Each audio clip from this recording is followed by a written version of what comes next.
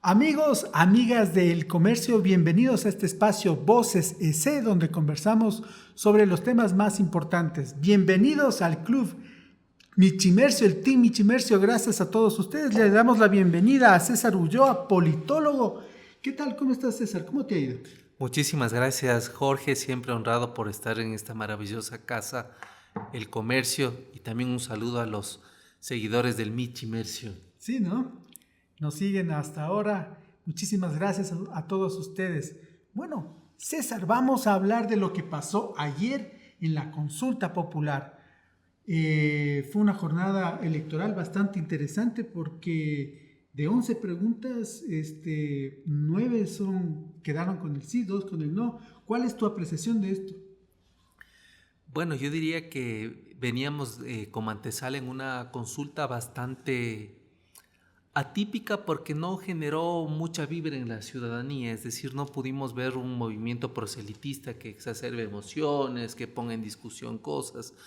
Finalmente era una consulta que venía de la mano con una suerte de aprobación y de popularidad del presidente, un presidente que se arriesga a poner en consulta temas de bastante trascendencia en el corto tiempo que tiene de gobierno, es decir, es un presidente, yo diría, joven, arriesgado, pero que además toma como tres dimensiones en la consulta, un tema de inevitable victoria porque la gente está atemorizada, vive cansada, vive con hastío por los temas de inseguridad, de violencia. Un segundo tema importante que es la generación del empleo bajo unas vías que han sido por décadas discutidas. O sea, el presidente tampoco pone un tema nuevo, es decir, más bien se arriesga a poner un tema que en gobiernos anteriores no lo colocaban.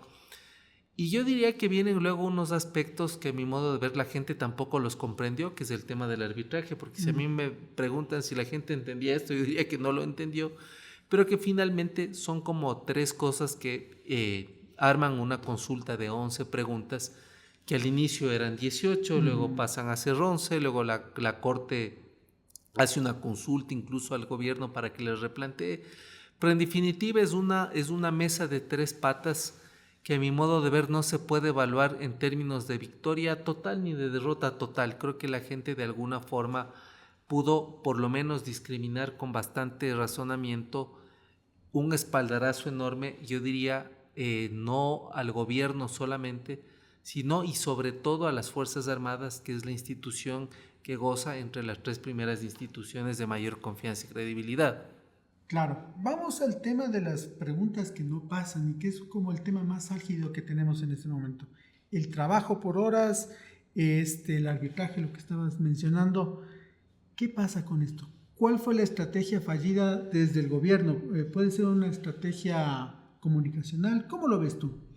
Bueno, yo creo que es un tema que se discute por décadas, no es algo nuevo lo que el presidente Noboa pone a discusión, pero me parece que le faltó mayor pedagogía, es decir, no se evidenciaron los beneficios que pudo haber tenido una victoria en esta pregunta en términos de una generación de empleo rápida, de una generación de empleo por producto, de una generación por distintos sectores económicos. Y a mí se me ocurría, por ejemplo, cuando tú le contratas a alguien para hacer un taller unas horas o hacer consultoría por dos o tres cosas, o cuando a alguien se le contrata por temas muy concretos que no requieren jornadas enormes de trabajo. Es decir, yo creo que ahí faltó pedagogía, y cuando hablo pedagogía me refiero a que los políticos no logran sacarse ese traje, a mi modo de ver, que termina siendo una camisa de fuerza, y la gente requiere cosas mucho más ágiles, muy fáciles de Acordes al momento, acordes ¿no? al momento.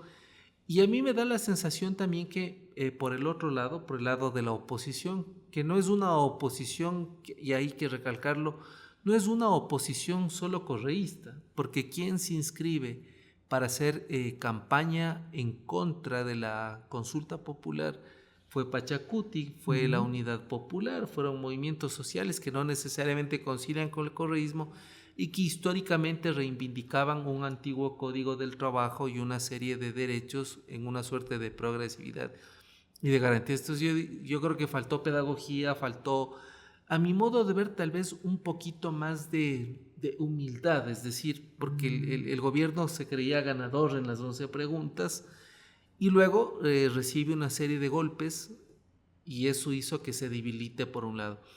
Por el otro lado, estos mismos grupos, que son los que defendían el Código de Trabajo antiguo, la no contratación por horas, son los grupos que también le dicen tampoco vamos al arbitraje internacional, sobre todo los grupos ambientalistas, que ponen como bandera de lucha aquello que el Estado ecuatoriano tiene que honrar en materia de compromisos, sobre todo por la extracción de hidrocarburos. Entonces ahí, a mi modo de ver, fue un gran segmento joven de la población que le dijo que no, porque el arbitraje internacional para estos grupos era asociado con temas ambientales. Claro. Entonces los jóvenes defienden mucho el tema ambiental, la preservación, restauración, conservación de la naturaleza, y yo creo que un grupo de jóvenes le dijo no al tema del arbitraje por esto, pero el tema de la pregunta del trabajo por horas, a mí me da la sensación que tampoco el gobierno pudo levantar ese segmento que en su momento dijo que le respaldaba, que era el joven, porque el presidente en sus distintas giras quería llegar a los jóvenes y decirles entusiasmadamente que ellos debían tener una salida laboral diferente. Es decir, esto fue una votación joven en este sentido de la pregunta sobre el trabajo por las horas. Sí, yo creo que sí. O sea, a mí me da la sensación que el gobierno apuntaba a que la juventud, que además tiene serias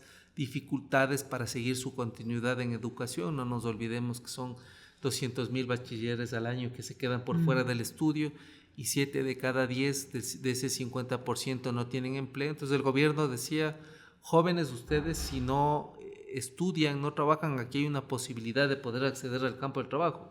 Pero ese mensaje no llegó bien a los jóvenes. Me parece que ahí no hubo la pedagogía que se requería. Y por el otro lado, también los jóvenes dicen, a mí no me toca el tema ambiental, porque si uno mira las campañas históricas que hicieron los Yasunidos, las campañas históricas que han hecho la reivindicación de los derechos de la naturaleza, es un segmento joven, que dijeron, no se arbitra nada si es temas ambientales, por ejemplo. En cambio, sí es un espaldarazo a la política del gobierno de centrarse todo en el tema de la seguridad en el país. Me parece que también por ahí va, que se puede decir que no es una derrota, porque como no, para hay nada. algunos grupos que lo ven de esa forma. No, para nada, porque si uno considera que la principal preocupación, no de ahora, sino de los últimos años, es la inseguridad, la violencia, quiere decir que el gobierno es un triunfador en términos de que es el único gobierno de los últimos 3 que toma el toro por los cuernos o que pone la carne al asador completamente. Es decir, es además un gobierno que ha tomado medidas drásticas sin pensar mucho, sin darse la vuelta, y la gente ha mirado con mucho beneplácito eso. Yo diría que si se asocia al gobierno de Noboa con algo, si a la gente se le hace una encuesta en la calle, va a decir que es el presidente que se faja por la seguridad. Es decir, es un presidente asociado con el combate a la inseguridad. Y de manera concomitante, la lucha contra la inseguridad quiere decir luchar contra la corrupción e impunidad. O sea, si uno mira lo que está sucediendo en las distintas audiencias, en el juicio que se sigue en contra del ex contralor, los resultados de las últimas diligencias en el caso Metástasis y Purga asocian inseguridad, violencia, crimen organizado y delincuencia común, y eso con una configuración del narcoestado. Entonces, a mí me da la sensación que el gobierno todavía tiene un bono electoral muy fuerte en poco tiempo, que le posibilita con creces hacer un candidato fuerte, robusto para una posible reelección. Claro, que no sería reelección como tal, porque este periodo no corre como uno normal, sino que está terminando el mandato anterior del presidente Lasso.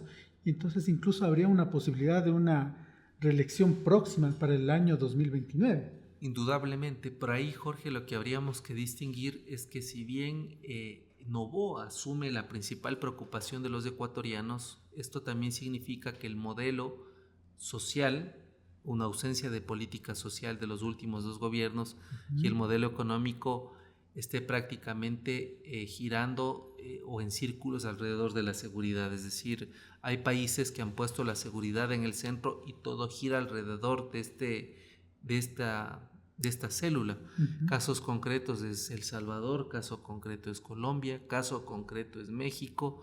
Lo que está sucediendo ahora en Argentina con la infiltración del narco en Córdoba, en la ciudad de Rosario.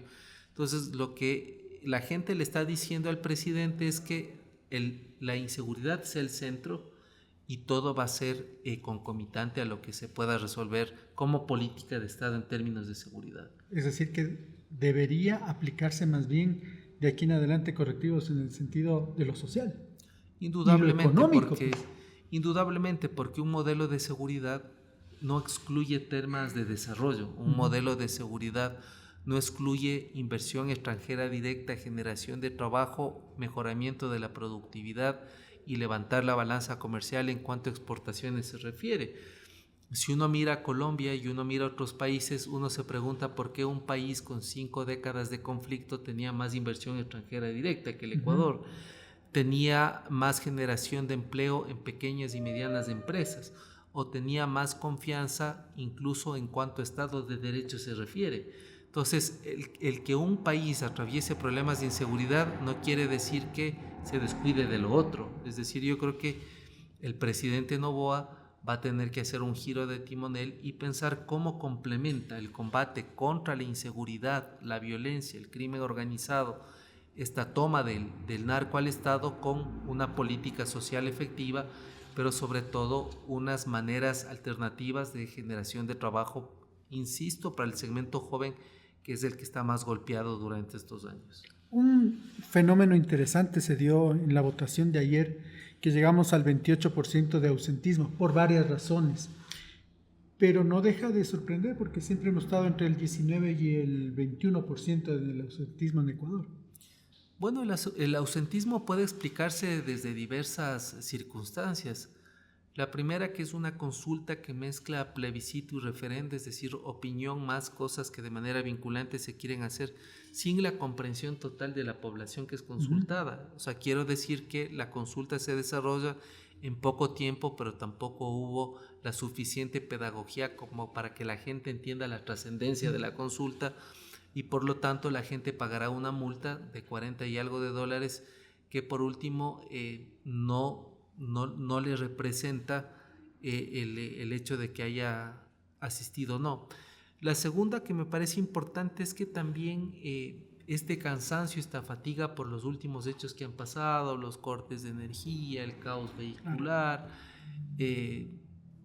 a la gente le desanima. Y la tercera, que este porcentaje, si bien históricamente es alto, sin embargo tampoco deslegitima la consulta. O sea, no deslegitima, porque no estamos en votaciones como en Venezuela o en Colombia, que vota menos del 40% de gente habilitada y del 40% se elige a la mayoría. Así es. Pero Entonces, es otro sistema democrático. Es otro sistema, pero yo diría que es un porcentaje que habría que mirarle con atención, pero me parece que el proponente, los detractores y también el rector del sistema electoral son los encargados de incentivar, de fomentar, de persuadir para que la votación siga siendo saludable, como desde la transición a la democracia. Perfecto, queremos agradecer muchísimo la presencia de César Ulloa, politólogo. Gracias por ampliarnos el panorama que tenemos aquí. Te invito a ser parte del Club Michimercio, como al resto de los amigos de Diario El Comercio. No se olviden de comentar. ¿Te gustó lo que dijo César? ¿Está bien? ¿Está mal? Comenta aquí. Muchísimas gracias. Qué gusto, y te vuelvo a llamar nuevamente. Muchas gracias. Un saludo a los seguidores de Michimercio y muy honrado de estar en Diario El Comercio. Y a todos ustedes, que tengan un resto de jornada espectacular.